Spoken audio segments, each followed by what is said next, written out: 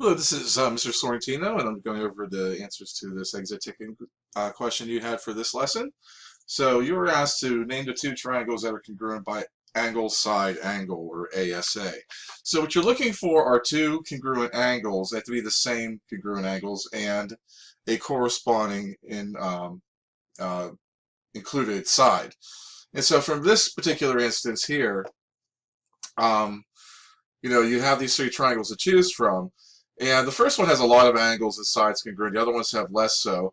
You can pretty much eliminate, the last one because, this one here has no sides being shown to be congruent. So more or less that one's out.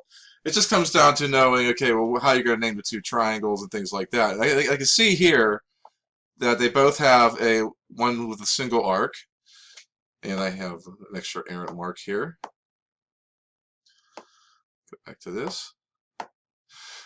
I have one with a double arc, and I have this included side between them. So those two triangles would be the ones that are congruent. So of the choices you were given, you wanted to show that basically that triangle HIJ is congruent to triangle MLK, and that's the way they were named on the exit ticket.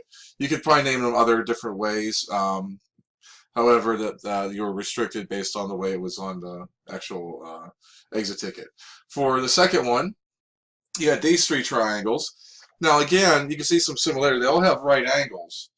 But this one, has a double arced angle right here, whereas the other ones have a single arced angle. So that indicates that they would be different measurements as far as symbol use goes. So, although I see angle side angle, I see like a marking of two angles and a included side. This one would be out because of the fact that, angle U is being marked as being different from angles T and Z.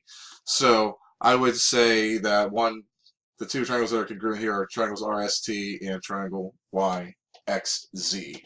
If you have any further questions, please get in touch with me or your geometry teacher. Have a good day, everybody.